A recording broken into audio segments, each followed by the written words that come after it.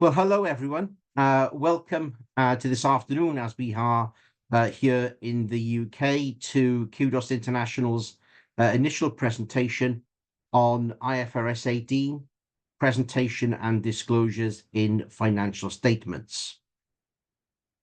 Over the next hour or so, we will be taking a bit of a whistle-stop tour around the new standard issued back in April by the International Accounting Standards Board on the presentation and disclosure in financial statements.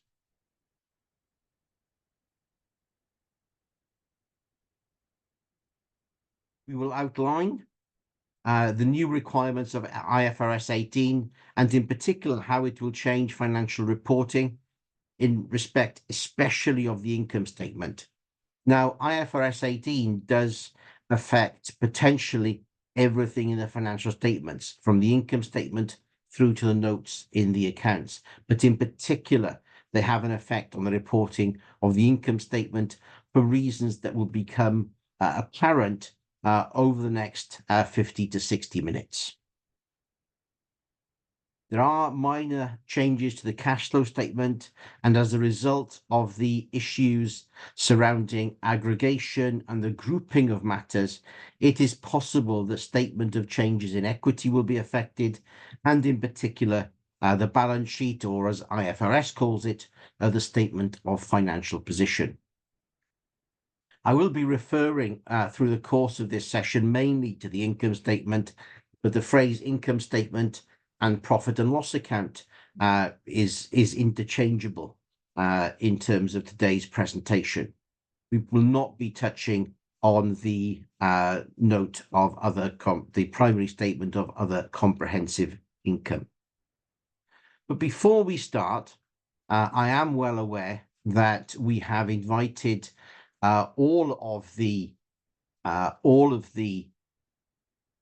accounting profession from around the world to this particular webinar today. So I thought it was a good opportunity to briefly talk about Kudos International and myself. Kudos International is a young but growing international audit and accounting network. From our foundation in 2012, we have now grown substantially, so we are up to 58 members on a global basis and are growing all of the time. And we hope to sign up indeed a new firm later on this week. We are proud members of the IFAC Forum of Firms and have been more or less since we started in November 2012. For the first year, we were affiliate members of the forum, but achieved full membership in October 2013. Kudos International members, therefore, when they join the network, sign up to a quality regime so that clients can be sure of high quality service levels, both in terms of technical service and also in terms of general service responsiveness to queries, etc. Those are something which we also like firms to pay particular attention to. We pride ourselves here at Kudos as being a practical and empathetic alternative to larger firms without necessarily losing the technical expertise. Because in many cases, if companies go to a large firm in order for pieces of tax advice or for accounting advice or even for accounting work, sometimes they will not necessarily be put in touch with people that will have full experience of the accounting profession and will have the experience necessary to provide well-targeted advice. At Kudos, you're much more likely to get through to somebody that actually has that background in empathetic expertise that will able to provide you with a relevant assistance. And that's why we are particularly proud of and stick by our strapline by your side. The key message there is that from when the business is first born to when the entrepreneur retires or sells the business, the Kudos advisor, the Kudos International Network member will always be by their side. And indeed, we extend that strapline to our member firms. And our central office here at Kudos, the executive office, likes to maintain close contact with all its members on a global basis. And we do that through regular webinars, training sessions, conferences, visits, etc. My name is Alan Morgan. I am the Chief Executive and Director here at Kudos International. I'm an experienced trainer in the field of accounting standards and auditing standards, and have been doing this role for more than 30 years now in various other organizations, mainly organizations which I have owned and run. We always look for practical applications rather than purely technical application of technical material, looking to see how to apply technical knowledge in the most proportionate manner possible. We also regularly attend the Forum of Firms meetings run by the International Federation of Accountants, which also sets the accounting standards and ethical standards for the global profession. Not so much the accounting standards, but we do have regular presentations from the International Accounting Standards Board, which means this has been something that I have been aware of in terms of IFRS 18 for a number of years. This also means that we are at the forefront of upcoming changes, and therefore our member firms are also kept up to date in terms of upcoming changes in the profession. Enough about myself and about Kudos, and let's talk about IFRS 18. The biggest surprise to me when preparing for this particular webinar is how long it has been since the International Accounting Standards Board has issued a new full IFRS. IFRS 17, previous new IFRS, was issued in 2017. That's 7 years ago. However, as we say here in the UK, as with London buses, you wait 7 years and two come along in a matter of weeks. And just after IFRS 18 was published, the International Accounting Standards Board also published IFRS 19. That is a very narrow scope standard, as IFRS 17 was. IFRS 17 was targeted towards insurance companies looking at insurance contracts. IFRS 19 is specifically targeted at subsidiary companies of group consolidated companies that report under full IFRS, and allows them to use IFRS whilst at the same time not giving full disclosures as required by the full IFRS. So there are some reporting exemptions for subsidiary companies where the holding company produces consolidated accounts under IFRS in IFRS 19. Kudos members, we will brief you on IFRS 19 in more detail in the coming months. And indeed, we may open up an accounting standards webinar, as we have done here for IFRS 18. So IFRS 18 comes into force for accounting periods beginning on or after the 1st of January 2027. Yes, that's right. That is not a misprint. It is some years away from having to be applied by companies. So effectively, it will be December 2027 year ends onwards, where companies will have to apply IFRS 18 for the first time.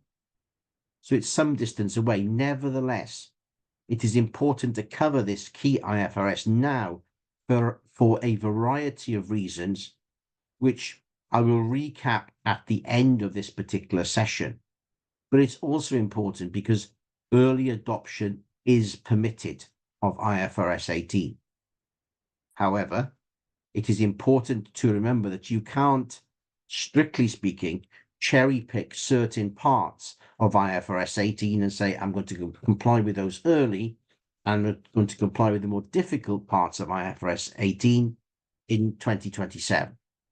You either apply IFRS 18 in full, or you don't, up until counting periods beginning after 1st of January 2027, when you have to apply IFRS 18.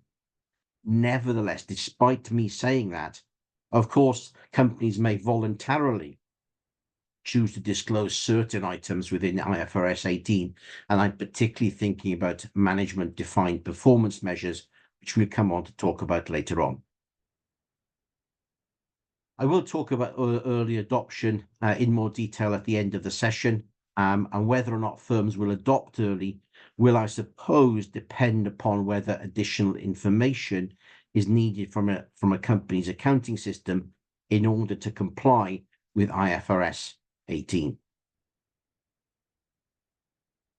So why did the International Accounting Standards Board decide to change the accounting standards to actually bring IFRS 18 into force? What the International Accounting Standards Board felt was that there were certain items which they feel needed to be disclosed in a set of financial statements, which at the moment were not being disclosed. So they didn't, for example, feel that there was sufficient guidance in the current IFRSs in terms of where income and expenses would be classified within the income statement. And I'll talk more about that in a moment or two when we look at the categorization of income and expenditure in the income statement. There was also insufficient, the IASB deemed insufficient guidance and information in the extant standards to suggest where subtotals should be between the total income of a company and the profit or loss after tax. So there's inconsistency amongst preparers of financial statements using IFRS as to what subtotals were actually being presented. And it would be fair to say the IASB felt that companies were being biased in the way that they presented subtotals to make companies seemingly in a better light, to make their performance look better. The IASB also felt that further guidance was needed on how to group information to be presented in the primary financial statements or disclosed in the notes.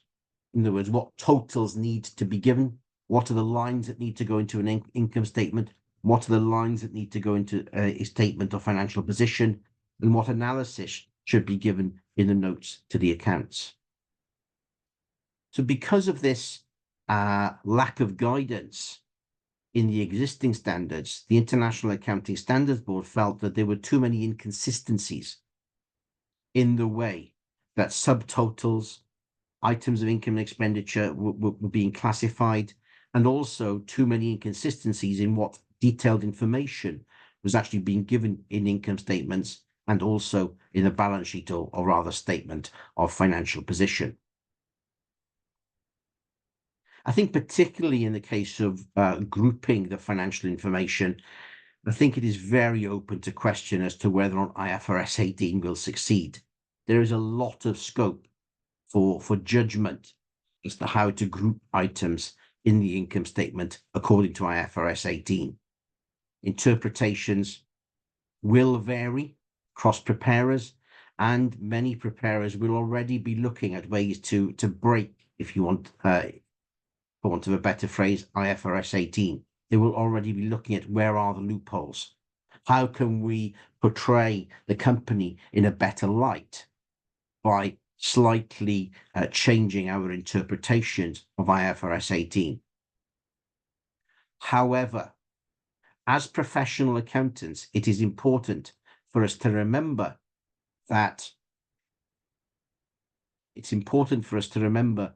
whether or not we are in practice or whether or not we're actually working out in businesses, actually as preparers, we should be looking to implement IFRS 18 fairly and not in a biased fashion to look to break it, but we should be looking at what the IASB's intention was when issuing IFRS 18. Another matter which the International Accounting Standards Board were looking to deal with respect to IFRS 18 was looking at non-GAAP measures. What do we mean by a non-GAAP measure?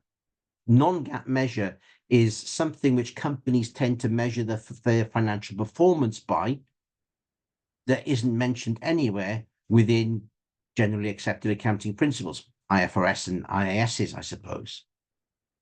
Best example of a non-GAAP measure is EBITDA, earnings before interest, taxation, depreciation, and amortization. And what the International Accounting Standards Board felt was that there were inconsistencies in the way that companies reported non-GAAP financial performance measures and sought to make entities standardize and reporting in this area so that the clarity is achieved. I think that's a really important part of IFRS 18. And I think if there is one part of IFRS 18 where very clearly the International Accounting Standards Board have got it right, it's in the way that they deal with non-GAAP measures, non-GAAP financial performance measures. Of course, being the International Accounting Standards Board, they don't call them non-GAAP financial performance measures. They call them management defined performance measures.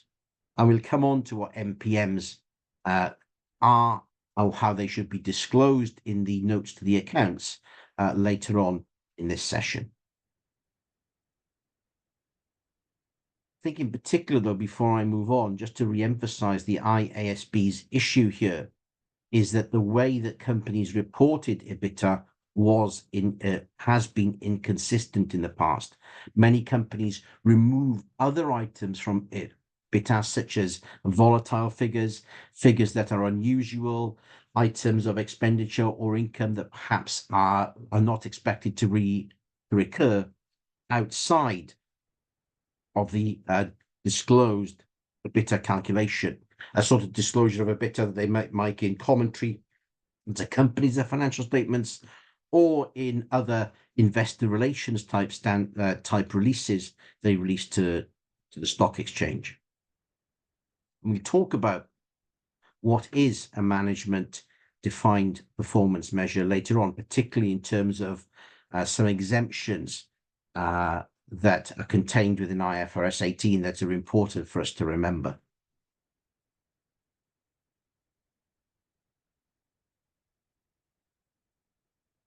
First part of IFRS 18 is where we talk about the categorization of the income statement.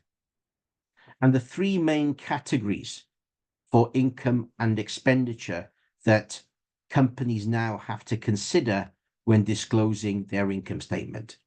And each individual part of income and expenses now needs to be categorized in one of the three following categories. There are two other categories which I'll talk about in a moment or two, but profit before taxation should be split between items that are in the operating category, the investing category, and the financing category.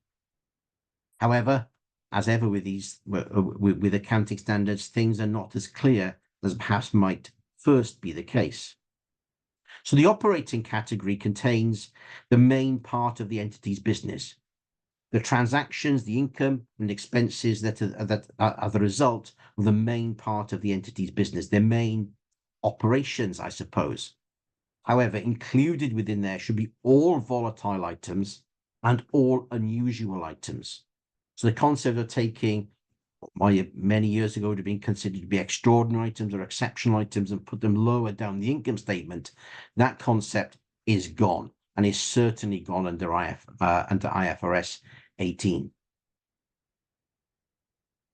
The next category is investing categories, whereby we disclose the results of joint ventures and associate undertakings accounted for under the equity method, any returns for investments in cash and cash equivalents, i.e. interest earned usually, assets that generate a return individually, such as investment properties. So if a trading business has one or two incidental investment properties, the income arising out of those investment properties, as well as the expenses, should be disclosed within the investing category part of the income statement and not the operating category part of the income statement. There is an exception to that, an obvious one, which I will talk about in a moment or two. And finally, financing categories, which looks at other interest and interest on bank borrowings. Generally speaking, finance that actually goes out of the business. Now, in some cases, what might usually be considered to be a financing category transaction or investing category transaction may come into the operating category, and that's something which we'll talk about in a few moments' time. As I've already said, within the operating category, all income and expenses arising out of the company's main operations need to be disclosed under operating categories, regardless as to whether or not they are volatile or unusual in some ways. And this includes, but is not limited to, income and expenses from a company's main business activities. As I said, some exceptions to that, which I'll come back to, onto in a moment or two. I mentioned there were two other categories, and we will look at an illustrative set of financial, an illustrative income statement in a few moments' time. But there are two other categories. Income tax is a separate other category which takes into account corporate taxes, which will be paid in most jurisdictions around the world, and also the results of any discontinued activities under IFRS 5 are now disclosed clearly at the end of the income statement, rather than, as may have been the case in the past, within the income statement, the main part of the income statement itself.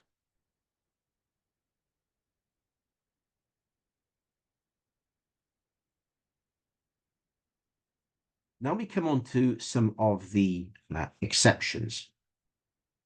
If you remember back to the categorization, I talked about a trading company that may, as an incidental part of its business, have one or two investment properties.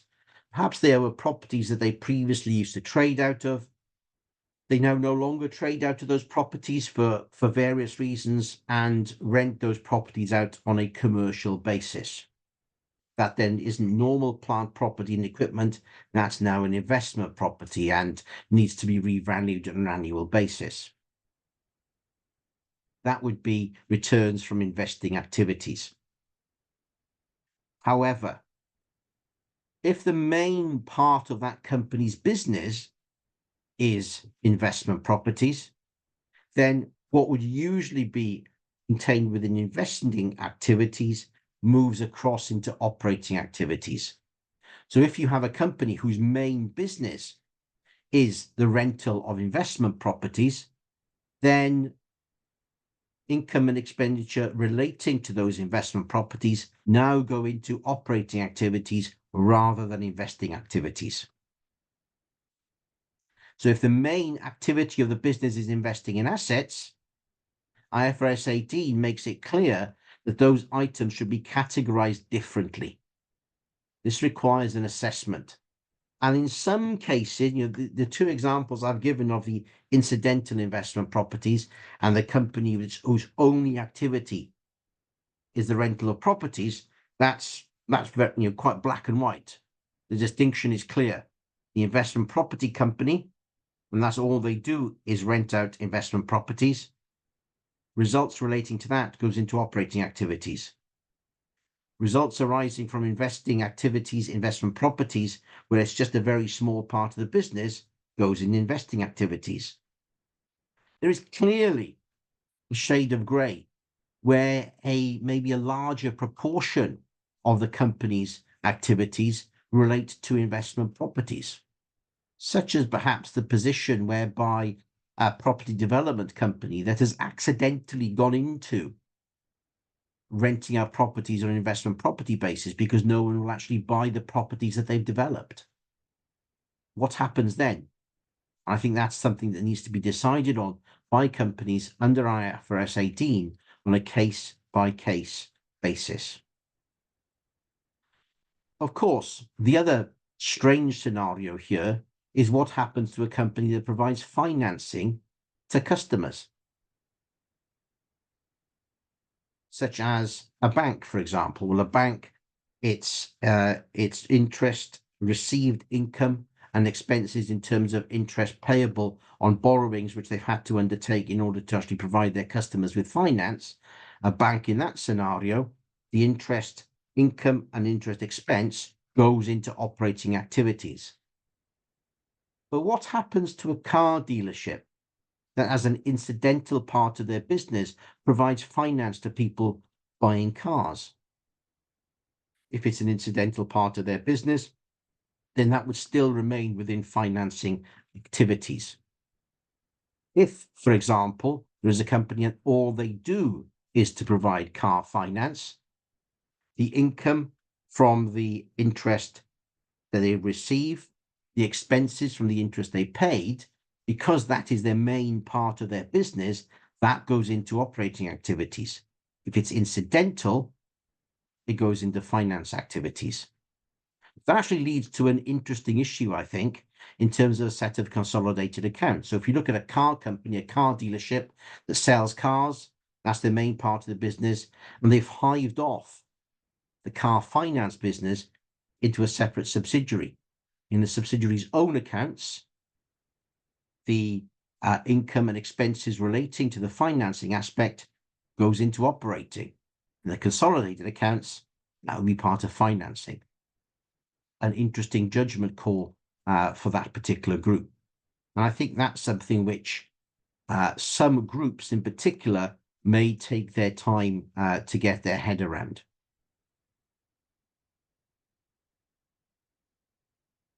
Come back to financing companies in a moment, but there are some exceptions with companies with specified main business activities, such as investing companies and companies that provide finance.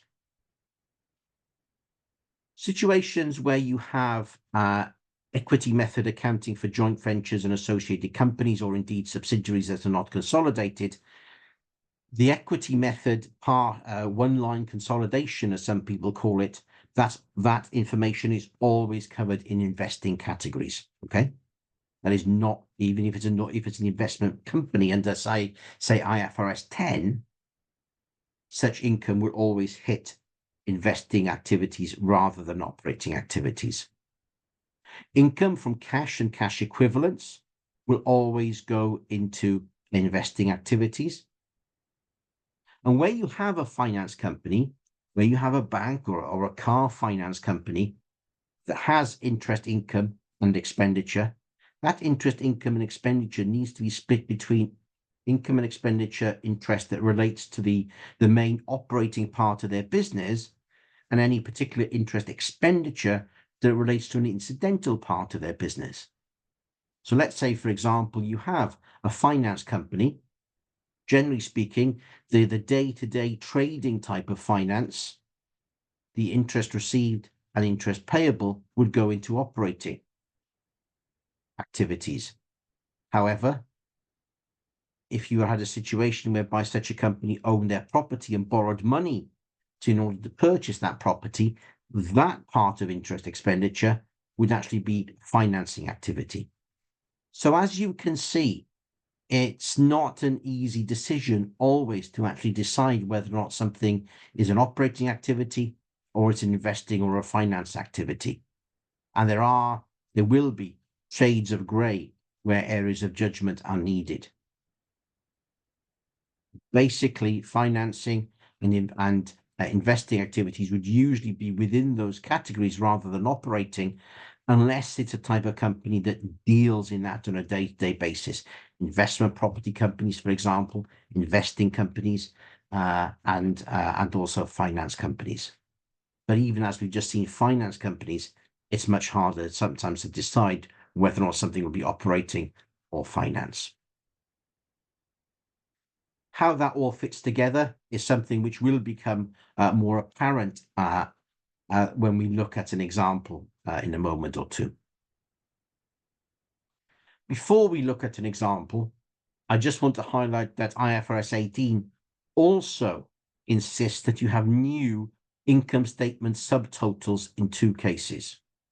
There must now be a subtotal for operating profit, and there must now be a subtitle for profit before financing and income taxes. Now, according to the IASB, profit before financing and tax, is not likely to be the same as EBIT. And EBIT is still not defined under IFRS 18, neither is EBITDA, earnings before interest, taxation, depreciation, and amortization. So what do those new subheadings look like in practice? And this is taken directly from accompanying material to IFRS 18 published by the International Accounting Standards Board. So here we have the income statement, or as it's referred to in this case, the statement of profit or loss. And you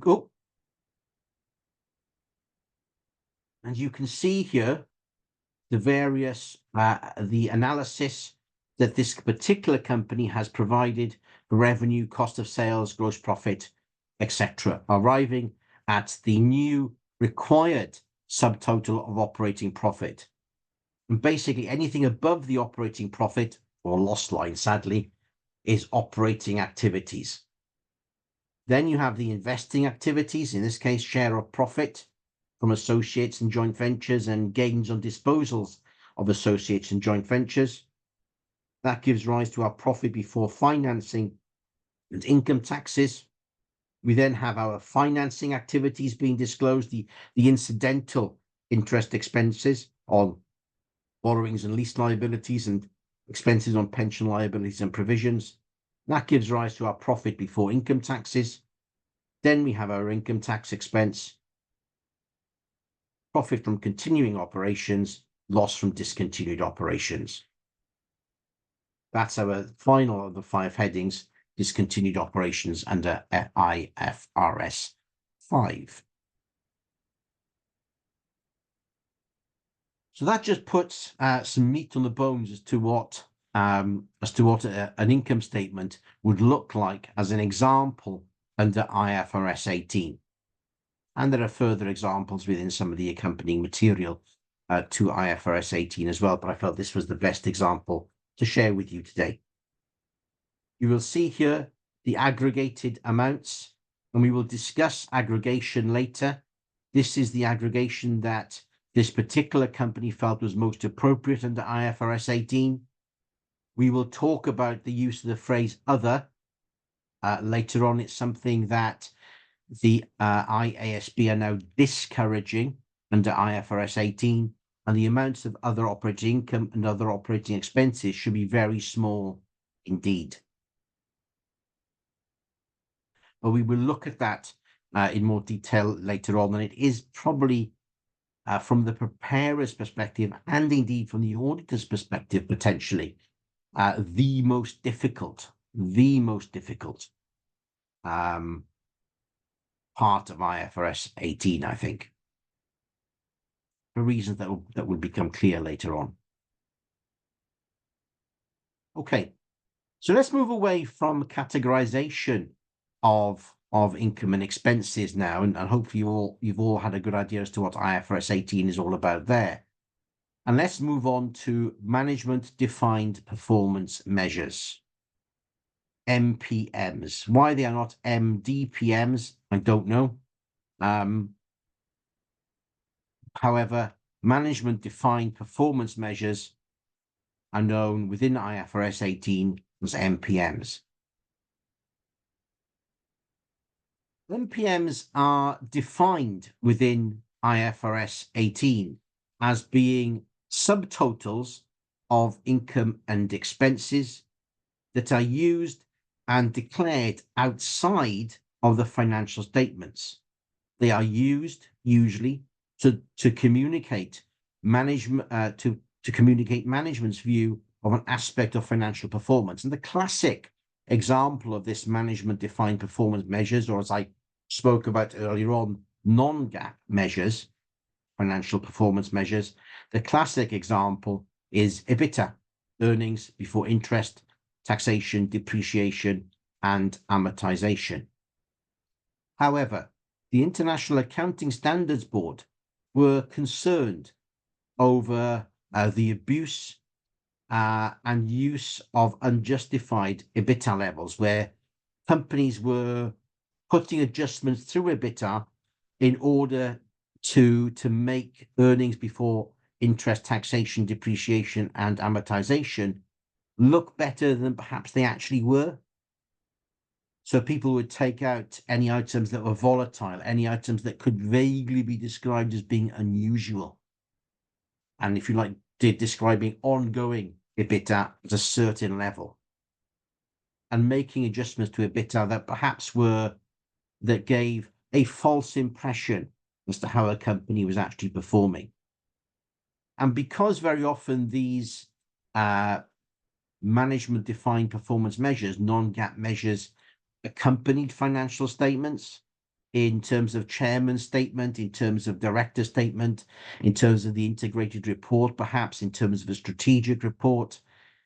Sometimes they will be disclosed in investor relations material accompanying financial statements. Sometimes they would be disclosed within PowerPoint slides that might accompany financial statements. Sometimes they might just occur in ongoing investor relations statements made to relevant stock exchange, or indeed in press releases made by companies. In those instances, the ASB wanted greater control as to what and how management defined performance measures should be disclosed by companies.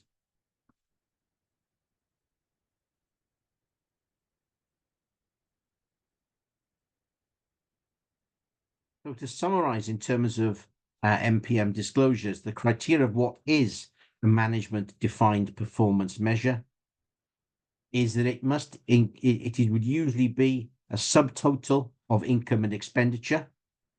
It is used in public communications outside of the financial statements. I think this is really key here. Companies need to take care about what they disclose, certainly in an official format. What do I mean by official format? Well, IFRS 18 talks about the fact that public communications from a company, press releases, investor information that accompany financial results, they are public communications outside financial statements. And therefore, any management defined performance measures included within there are captured within IFRS 18. I'll talk about what disclosures are needed in a moment or two. However, and this is very important, social media comments by the company, social media comments by those responsible for governance within that company, directors, CEOs, chairman, whoever makes statements about a company's performance, informal statements which may be made on social media. If someone, if a chief executive of an entity talks about return on investment of a certain level, or talks about EBITDA of a certain level on the social media platform, that is not captured by IFRS 18. So it needs to be official public communications from the company. Also, for it to be defined as a management defined performance measure, the actual measurement itself should not be covered in IFRS 18 or indeed any other IFRS, which I guess is why EBITDA isn't in IFRS, IAS, or specifically defined within IFRS 18. Otherwise, it would not be management defined performance measure. The final criteria for deciding whether or not something is a management defined performance measure, an MPM, is that it is designed to communicate management's view of the financial performance of the company, which is really everything that we've spoken about so far. So those are the 4 criteria which all have to be met in order for something to be a management defined performance measure under IFRS 18. And why is that important? Well, it's important because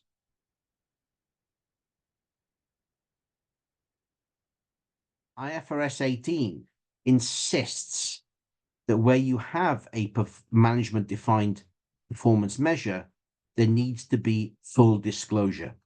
What is full disclosure? Well, there needs to be a single note to the financial statements within the financial statements themselves that needs to cover the following. It needs to describe the aspect of financial performance that the MPM is trying to communicate. It needs to describe how that MPM is calculated, which for example, for EBITDA would be relatively straightforward. But of course, there needs to be a description of any items which are taken outside of EBITDA, if that is the case. And then you also need a reconciliation between the management, the MPM, the management defined performance measure, and the most directly comparable subtotal listed in IFRS 18, or total or subtotal required by IFRS accounting standards.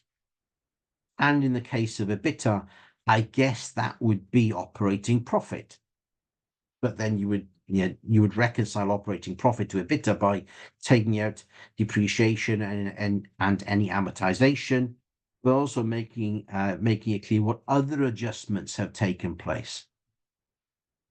Where that become tricky and perhaps is less clear is what happens when a management defined performance measure has been given during the course of the year as opposed to the year end.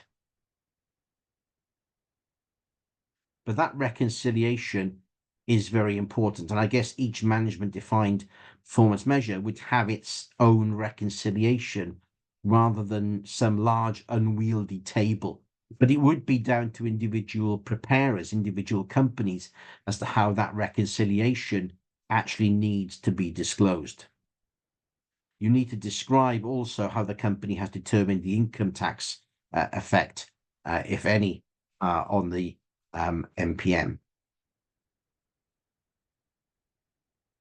If the way in which the MPM has been calculated changes on a year-to-year basis, those changes need to be disclosed in the notes to the accounts as well.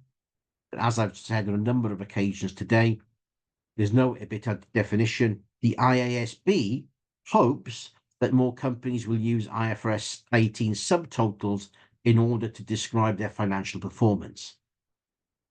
I think that's a bit of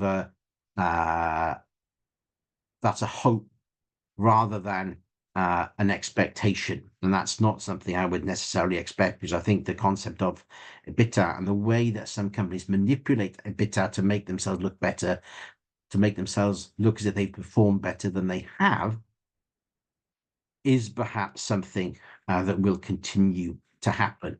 But IFRS 18 is all about making it clear to the user of the accounts how that EBITDA figure or any other MPM relates to the figures in the income statement.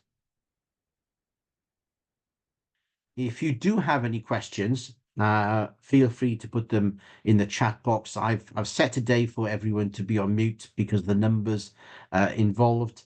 I will also leave up for a moment or two my email address and LinkedIn details at the end of the session. In addition to that, the copy of the slides to those of you that registered, all being well, we will email everyone who registered a copy of the slides together with a link of the recording of this session out to everyone later on this week. And therefore, if you do have any questions next week or 2 weeks' time or 3 weeks' time, do feel free to get in touch.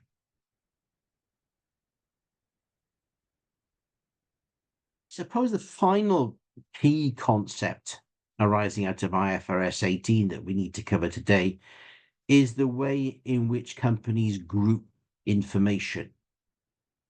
The International Accounting Standards Board have a desire, and one of the aims of IFRS 18 was to make financial statements more understandable and, importantly as well, more comparable year on year in the same company, but in particular comparable from one company to the next. And actually that concept, particularly in the same industry, I suppose, and that concept is something I'll come back to quite soon. And also, the IASB wanted to make it easier to identify what needs to be detailed in more detail in the notes to the accounts. And the notes to the financial statements should make the income statement or the statement of financial position more understandable, and should clarify what is in the primary financial statements. The income statement, statement of other comprehensive income, statement of financial position, cash flow statement, and statement of changes in equity. What IFRS 18 does do is that it gives more judgment to preparers of financial statements as to how to group information together and how it should be disclosed, particularly in the income statement and to some extent in the statement of financial position.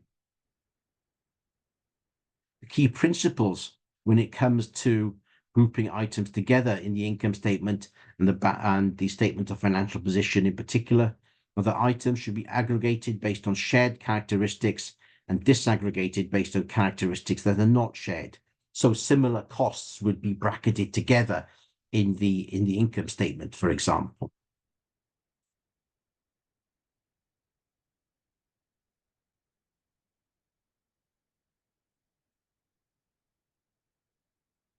Items should be grouped together or disaggregated in a way that makes the primary financial statements and the notes that accompany them more understandable and makes the accounts more comparable to previous years and also to other entities, particularly entities in the same business.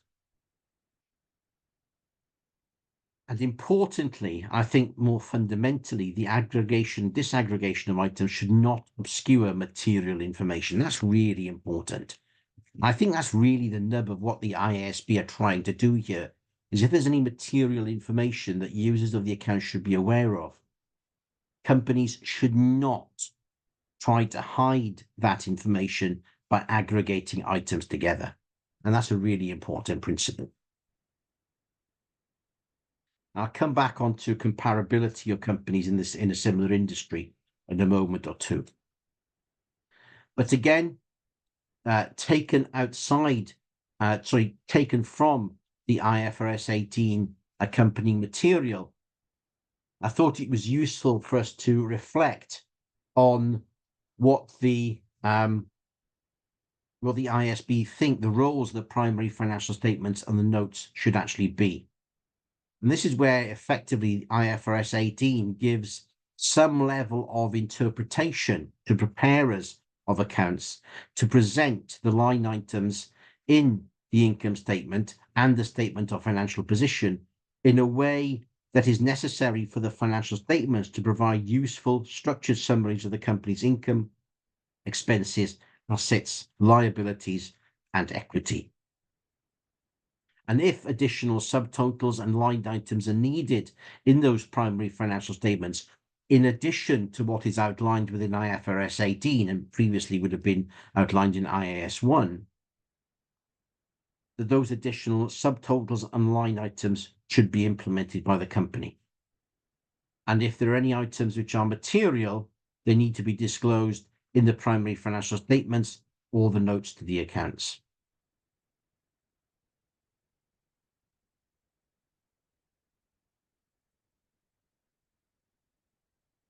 So what the IASB are saying is if alternative phraseology can be used in the income statement in particular to make the income statement clearer, then that alternative terminology can be used. However, do note this principle here. And aggregating items together on an excessive basis and calling them other operating expenses or other operating income is discouraged. They encourage more informative labels and probably in that particular instance, less aggregation and a better analysis of what might be considered to be other operating expenses.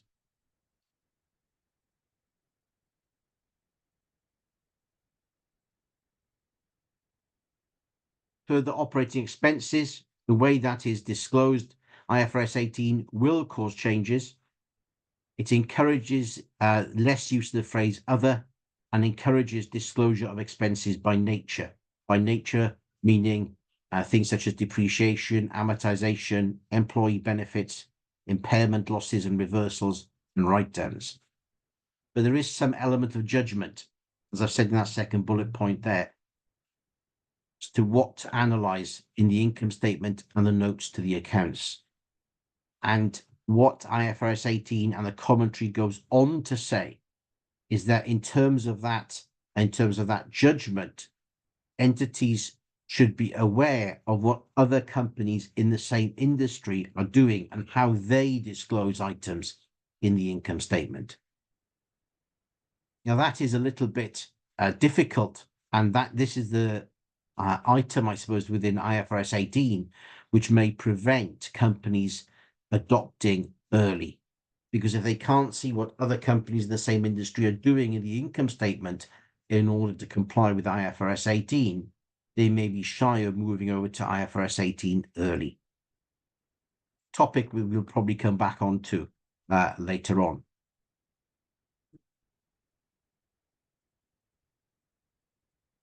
Finally, in terms of the primary financial statements, there are some minor amendments required to cash flow statements. The start point for the indirect method of cash flow statements has moved to operating profit now. And also the previous option for dividends received and interest payments and interest received have been removed. So they now should relate to the way that they have been categorized in the income statement.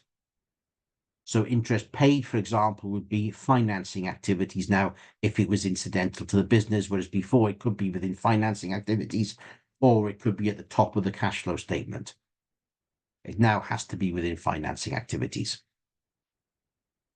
I hope that's clear. So if you are preparing financial statements under IFRS 18, what do you need to do? Well, yes, 2027 and 2028 may seem a long way away, but you need to start to consider how IFRS 18 will affect you now. That's really important because in some cases, you may need to change the information produced by the accounting system in order to comply with IFRS 18. You also may need to adjust how you calculate management-defined performance measures, and you may need to train communication staff in some entities as to how they need to disclose, for example, non-GAAP financial performance measures in the future. Companies also should be considering whether or not they wish to implement IFRS 18 early to make themselves look progressive.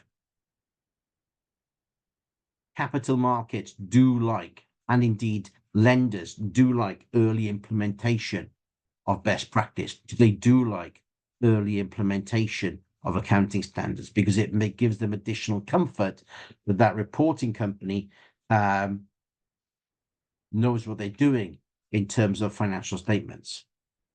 But I think what will prevent that is that grouping issue, and I think that grouping issue requires a lot more thought and possibly requires more changes to the accounting system as well. What, strictly speaking, you're not able to do is to early adopt, as I said at the outset of this session, some of IFRS 18. Nevertheless, you may be able to sort of do that by the back door. You know, if a company likes the management defined performance measure aspect of IFRS 18, they would be able to implement that on a standalone basis by saying, it's additional information that we are disclosing because we wish to do so, because we wish to be more transparent. That's fine. What you can't do is to say we are partially implementing IFRS 18.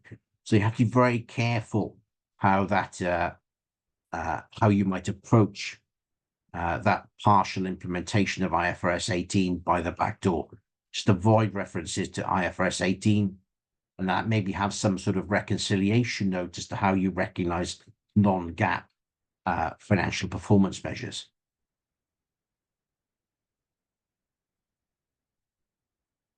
A number of issues for auditors, as many of you will be.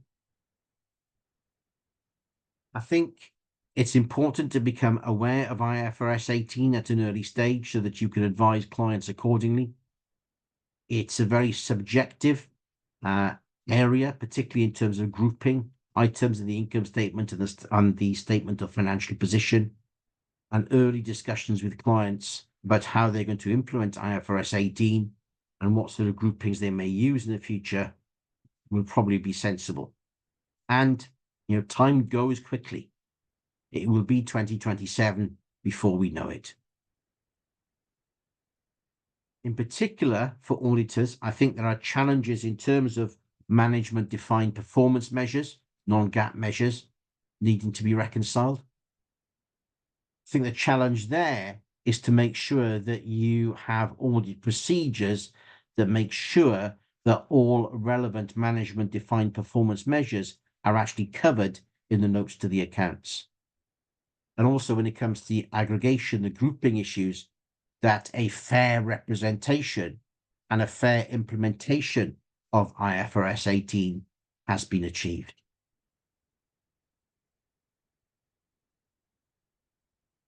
Okay, that's as far as I want to go, as we can go today. Thank you very much for your time and attendance this afternoon. We will be in touch and posting through social media links to this particular session. It'll be up on a private link on YouTube for those people with the link. If you wish to watch it again, or if you have colleagues that wish to watch it, and if you have registered, as I've said, we will be distributing the slide pack later on this week. Those are my details. I'm just going to end the recording now. Thank you for your time.